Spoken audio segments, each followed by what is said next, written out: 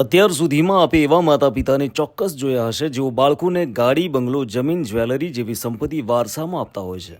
પરંતુ શું તમે ક્યારેય એવું દંપતી જોયું છે જેણે અન્ય લોકોની જિંદગી બચાવવા માટે પોતે 100થી વધુ વખત રક્તદાન કરી રક્તદાનના ગુણને જ બાળકને વારસામાં આપ્યું હોય? અચરજ થયું ને? તો કોણ છે અનોખી દંપતી અને શું છે એમની કહાની? જુઓ અમારા ખાસ રિપોર્ટમાં.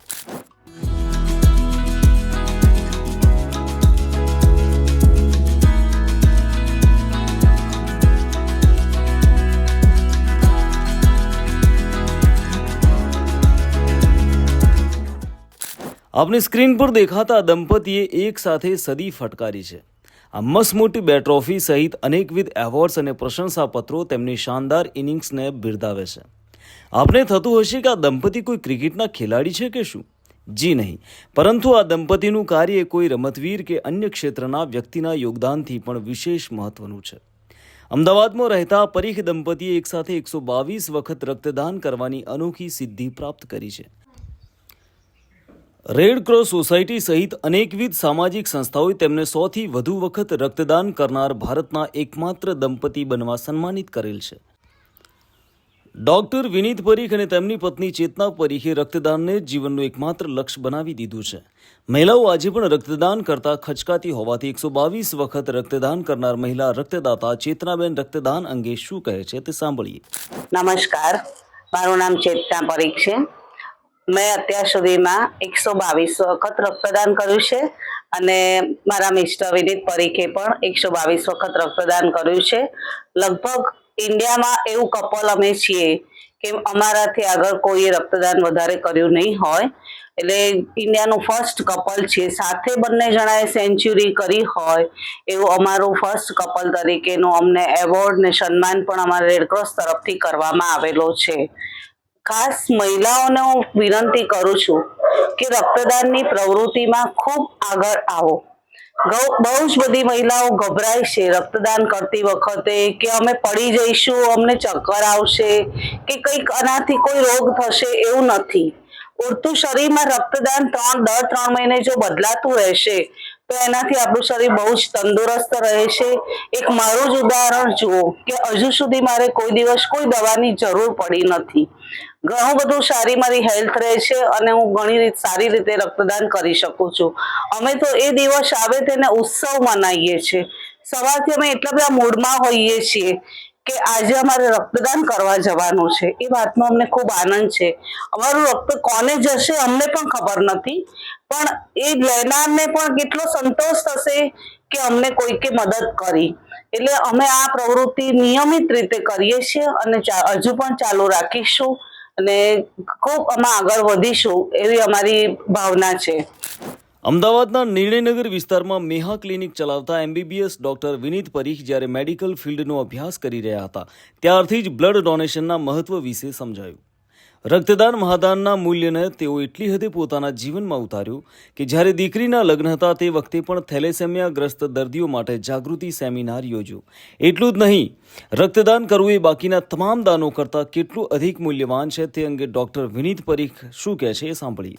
હું ડૉક્ટર વિનીત એક ડૉક્ટર છું, પ્રેક્ટિસ કરું છું. પણ એ પહેલાંથી જ્યારથી હું મેડિકલ કોલેજમાં અભ્યાસ કરવા માંડ્યો ત્યારથી અમને સમજાયું કે દરેક દર્દીઓ માટે રક્તની કેટલી કિંમત છે.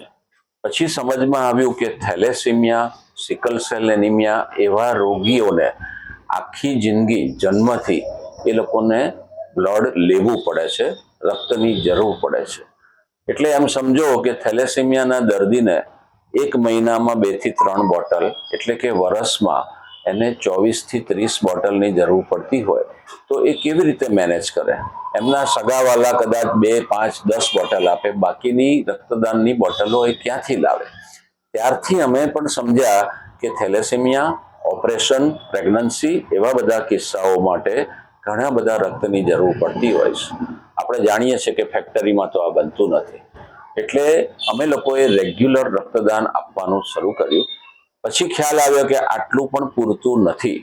એટલે મારા પત્નીએ પણ રક્તદાન જે લગ્ન પહેલાંથી આપતા હતા અમે સાથે શરૂ કર્યું અને મારા સંતાનો 18 વર્ષના થયા ત્યારથી એ લોકો પણ અમારી આ રક્તદાન યાત્રામાં જોડાઈ ગયા છે અને રક્તદાન દ્વારા અમે શક્ય એટલી સમાજ સેવાનો પ્રયત્ન કરીએ છીએ અને આવા રોગીઓને હજુ પણ વધારે રક્તની જરૂર છે અને જેટલા વધારે લોકો આમાં આગળ આવીને રક્તદાન યજ્ઞમાં જોડાશે એટલું જ એ બાળકોનું આયુષ્ય અને સ્વાસ્થ્ય બંનેમાં સુધારો થશે.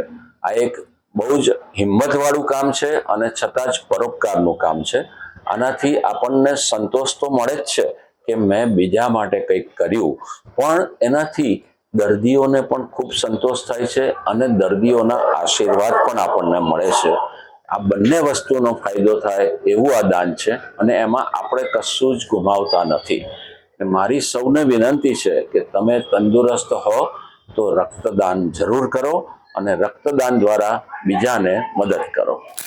રક્તદાન માટેના જુદા જુદા કાર્યક્રમો હોય કે રક્તદાન વિશેની કવિતા હોય, તમામ પ્રકારના પ્રયત્નો થકી રક્તદાન માટે હર પળ હંમેશ જાગૃતિ અભિયાન ચલાવનારા આ પરીખ દંપતી પોતે 120થી વધુ વખત રક્તદાન કરી ચૂક્યું છે, પરંતુ તેઓએ પોતાનો રક્તદાનનો આ વારસો પોતાના સંતાનોને પણ આપ્યો છે.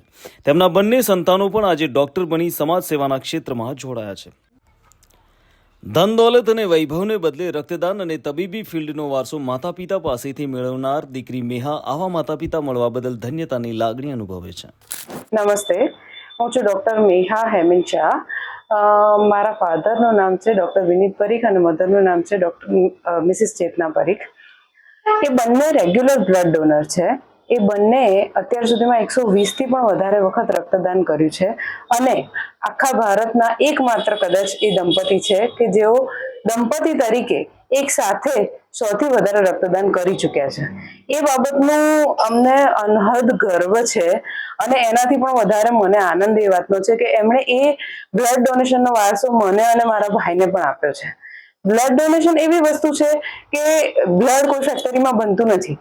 બ્લડ એ વસ્તુ એવી છે કે તમે કોઈકને આપો તો જ કોઈકને મળી શકવાનું છે.